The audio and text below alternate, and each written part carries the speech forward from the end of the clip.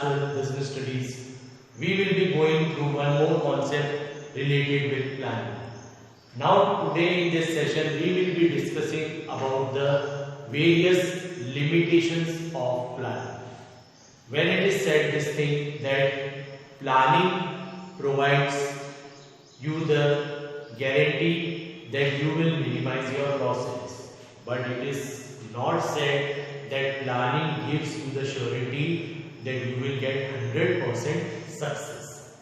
So when it is like this, that planning does not provide us the surety that we will be getting 100% success, so that means there are some constants or there are some reasons due to which the plans may also fail, or there might be some deviations in what we have planned to achieve and what actually we have got the achievement. So why these things are taking place? So all these are the various limitations of the plans due to which we are not getting the 100% success in our work. But if we are making a proper plan, then definitely we will be minimizing the losses. So today in this session we will be going to discuss those limitations of planning in brief. Let's say planning limitations are divided into two parts. There are two parts, external as well as the internal limitations. So when we are talking about the external limitations of the planning, so external limitations of the planning are related with the political scenario or the political climate of the country. If there is any change in the political scenario or the government change the various type of industrial policy, the government change the policies related with the tax procedure. So all this will do what? It will have an adverse effect on your plan, and whatever plans you have made, you will not get the success according to that plan. Let's say for an example, if the government has decided this thing that we will restrict the working in the large scale industries, or we will ban the large scale industry and we will only promote the medium and the small scale industries. So ultimately it will affect the working of the large scale industries. If the government has made any amendment in the tax procedure or the tax policies, then also this will affect the planning which is being made by the companies or the industry. So this is one of the reasons, that is political scenario or the political climate.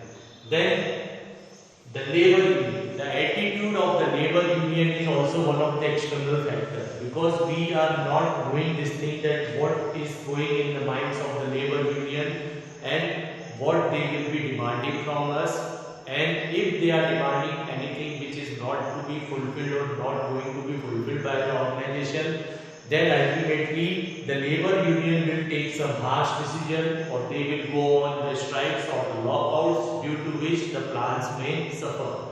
And even if we partially fulfill the demands of the labor union, then also it will affect the planning of the organization. So the attitude of the labor union is also one of the things due to which the planning suffers the losses, or there are losses in the case that we are not able to make the use of the plans in the proper manner. Now comes technological changes.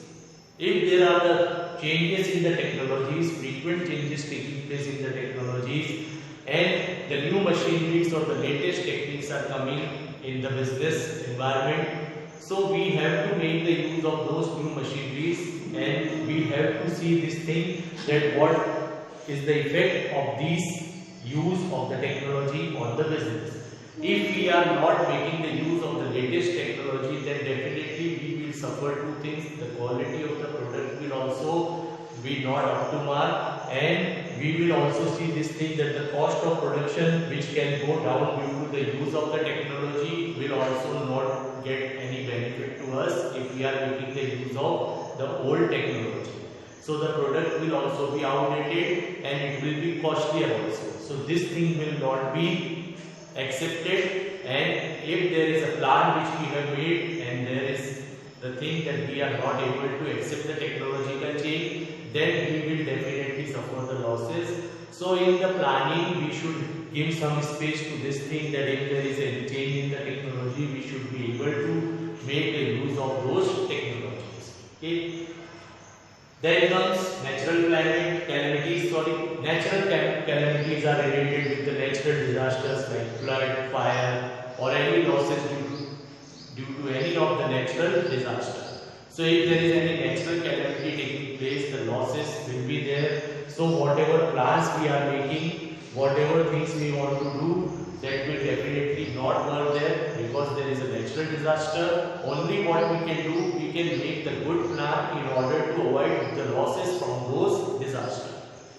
Then comes competitors' policies, the policies of the competitors. Okay, we are also facing a lot of problem due to this thing also. When the policies of the competitors are not being read carefully by the management, then ultimately we suffer the losses. So we have to see this thing, that whatever plans or strategies we are making, we have to make those plans and strategies according to the policies which are being made by the competitor. If the competitors want to increase the sale of their product, so they have done the things, they have reduced the cost of the product, they have explored the market, and they have covered the maximum share of the market, and they have created a new customer, and due to which they were able to get more sale in the market. On the same hand, if the plants did not provide us for doing that thing, so we were not able to do this type of things, and what we have seen, that we have suffered the losses. So we should give some space in the plan, so that in order to meet the changes which are taking place due to the policies of the competitor, we should also modify some of our plans, so that we can make the use of the benefits which the competitor is now making use of. So these are some of the limitations related with the external things. Okay. Now we move to the internal limitations of the planning. Internal limitations of the plannings are related with human psychology. There is a tendency of the human being to work in a given manner. So this is also one of the drawbacks, because this tendency, it proves harmful for the organization. Let's say the tendency of the management is not to provide the credit facility to the new customer. So this will not work in the current business environment, because as the business is growing or expanding, we have to see this thing, that we have to give the credit facilities to the customer, whether he is a new customer or an old customer. So this type of tendency will not work. Okay. Then prompt action is difficult. It is very difficult to take the prompt action, because once we have made any plan, so we will stick on that plan only. And if there are any changes which are taking place in the business environment, and our plan which we have made is not working in that environment, so it is very difficult for the management to take the prompt action, because the management cannot change the whole plan suddenly or at a time when it is required. So these decisions are delayed, and when there are delays in making the decision, so ultimately the organization will suffer the losses. Then subordinate initiative is covered. Subordinates, they tend to work according to the plans only. एक employ को जैसा plan बताया गया है, जैसी policies बताई गई हैं, he works on those plans and policies only, so he never come up with his ideas. If he is coming up with the ideas, then if he has got any new ideas, if he has got any creative thinking in his mind, so these type of ideas or creative thinking are not accepted by the management, because they are sticking to the particular plan. So it curbs the initiatives of the subordinate, and they are not able to show their creativity in the organization. Okay. Then planning is very expensive also, because planning requires a lot of paperwork, a lot of research are to be done, and after that only we are making one good plan. So for doing the research, we have to appoint a number of persons who will be collecting the various data, facts and figures for us.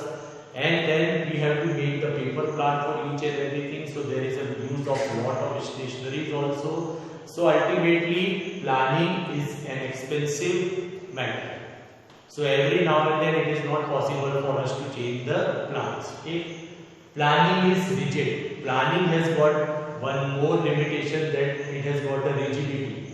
planning cannot be changed easily. There is no flexibility in the plan, because if there is a flexibility in the plan, then we will be changing those plans every now and then, and ultimately it will affect the overall objectives of the organization on the basis of which we have made a particular plan.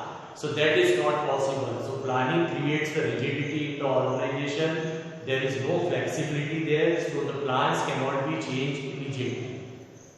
Planning is also a time consuming factor, because it is a mental exercise and it takes a lot of time in making one good plan. Because for making one good plan, we have to analyze each and every situation.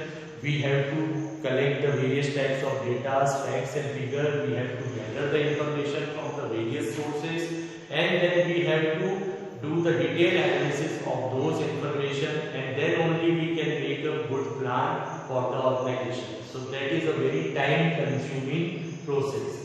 So all these were the various things which were related with the limitations of the planning. So we have discussed in brief the various limitations, that is external and the internal limitation of planning. Hope now the limitations of planning are clear to you, and why we said this thing, that planning does not guarantee 100% success. Yeah, planning is not a guarantee of the success in the organization. Thank you and have a nice day.